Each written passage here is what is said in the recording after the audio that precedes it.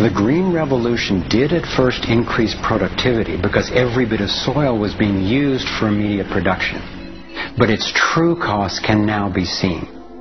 Taxpayers pay billions in subsidies to giant agribusiness corporations. Small family farms have all but disappeared. Biodiversity is destroyed.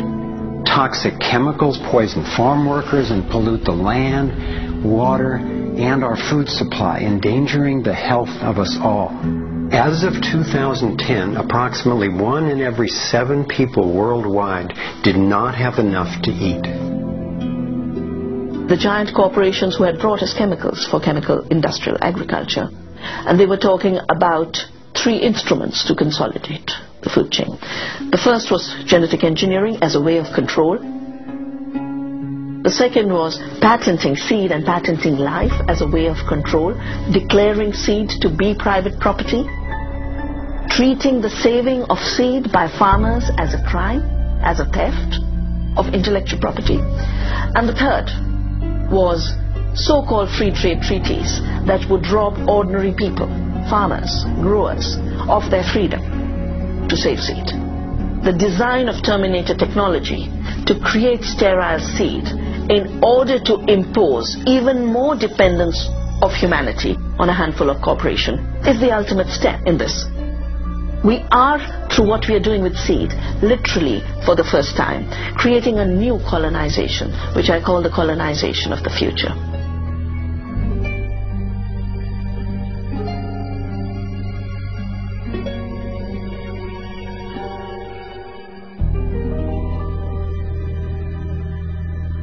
So in 2 crucial areas, energy and food, the same elite banking families and their corporations have taken control, and the consequences have been devastating. For me, it was overwhelming at first to discover such a monopoly of influence, but I knew it was important. Like learning you have a tough but treatable disease. It helps to understand what's causing it and how it operates if the goal is to cure it. So I continued my investigation. If oil and food are controlled by the big banking families, where else does their influence show up? As I followed the money, I began to see this same pattern of control in just about every area of our lives. And I always found the same families in charge, either directly through their banks and corporations or indirectly through their major foundations.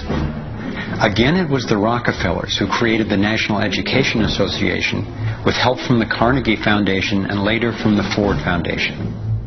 What the captains of industry wanted from our schools was an obedient and docile workforce who would be manageable employees and eager consumers. Schools are to establish fixed habits of response to authority. That's why it takes 12 years.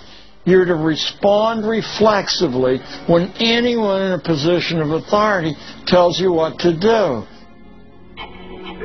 Like education, health is yet another area dominated by big money and corporations.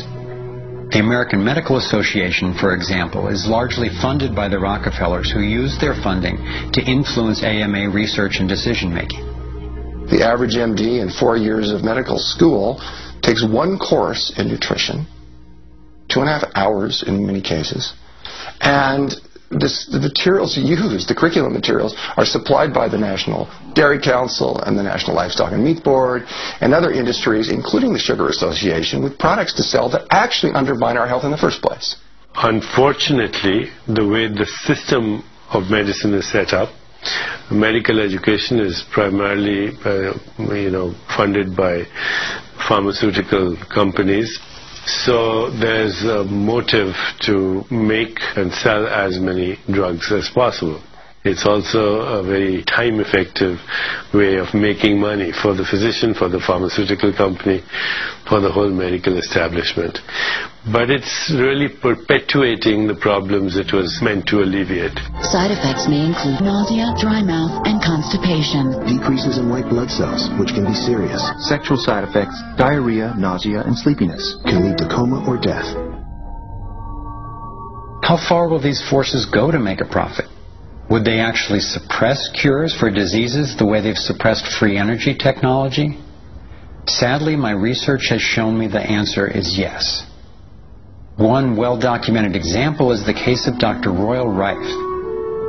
In the 1920s, Dr. Rife invented the most advanced microscopes of his time. He also developed a new technique he called coordinative resonance, which was apparently able to destroy cancerous tumors as well as viruses.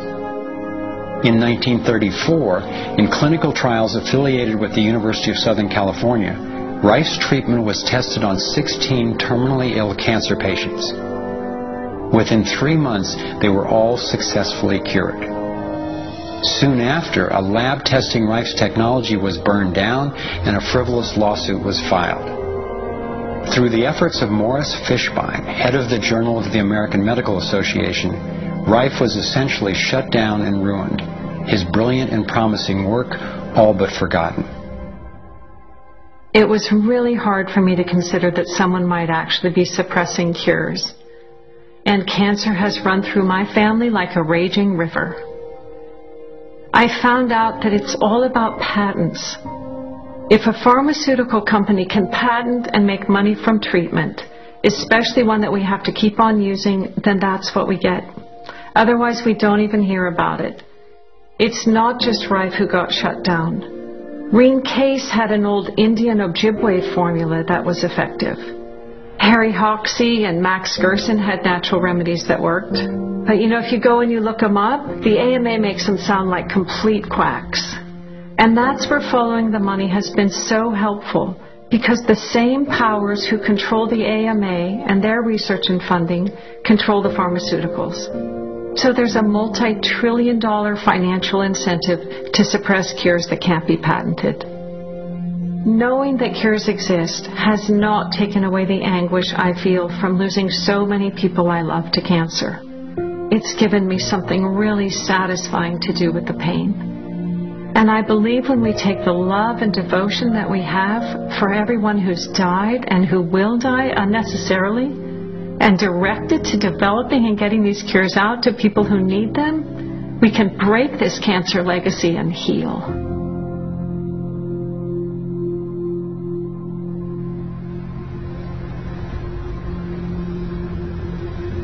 As difficult as it was for me, I have come to an inescapable and profoundly disturbing conclusion.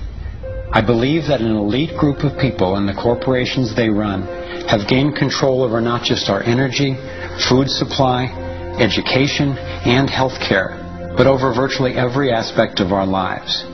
And they do it by controlling the world of finance, not by creating more value, but by actually controlling the source of money. When I followed the money, I found that it took me up the levels of a pyramid. Here we are at the bottom level going about our daily lives. Above us is government, people who are given a monopoly on force and use it to tax and control us whether or not we agree. But who controls them? At the next level are the corporations. Many would say that it is now corporations and not nation-states that rule the world. They call it a corporatocracy. To acquire the world's resources and control the markets, this corporatocracy must have access to cheap money. The big corporations get their loans at special rates from the big banks, which means that those who control the major banks, the moneyed elite, ultimately control the corporations.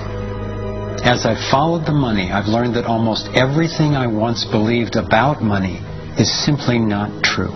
It's interesting how few questions we actually ask about very everyday things, like when we go into a bank and we ask for a loan of, say, $50,000, £50,000, what actually happens? You see, most people live their lives based on a kind of vague image of what happens. What actually happens is you ask for £50,000, they type into your account £50,000. That's all they do. They don't mint any coins, they don't print any money, they don't move any precious metal anywhere, they just put £50,000 into your account on a computer screen. From that moment, you start paying interest on money that has never, does not, and will never exist. It turns out that banks actually have about 9 times as much money loaned out as they have on reserve in their vaults. This is possible because of what's referred to as fractional reserve lending. The way it works is that the Federal Reserve, or the central bank in any country, is legally allowed to determine the amount a bank must have on reserve.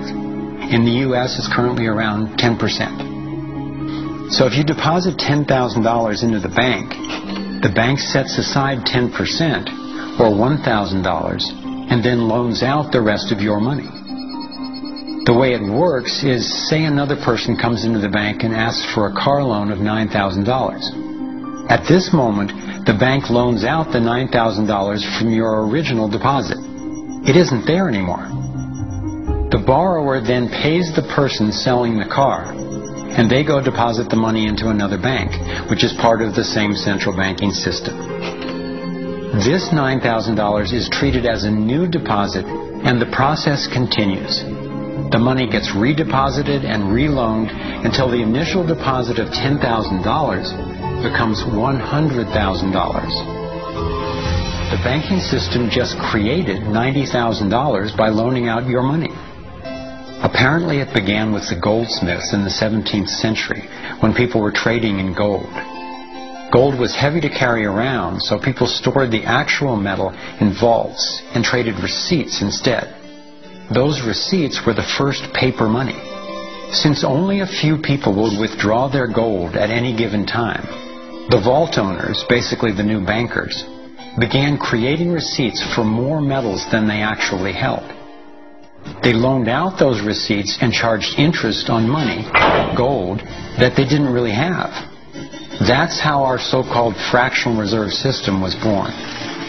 In this system, the bankers get to make up money out of nothing, while the rest of us have to work hard to earn it.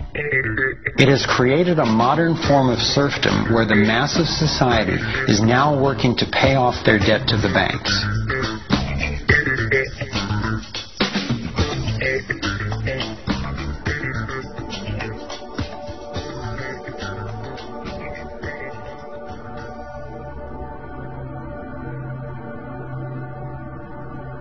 Under this fractional reserve scheme, we inevitably become debt slaves to a ruling class of financial elite, not because they are better or smarter than anyone else, but because they have rigged the system to benefit themselves at the expense of most people on the planet. Catherine Austin Fitts is an expert on this issue. She was an Assistant Secretary of Housing and Urban Development under President George Bush Sr., and then an advisor to the Clinton administration. Let's set up a game of Monopoly and you want to buy Park Place.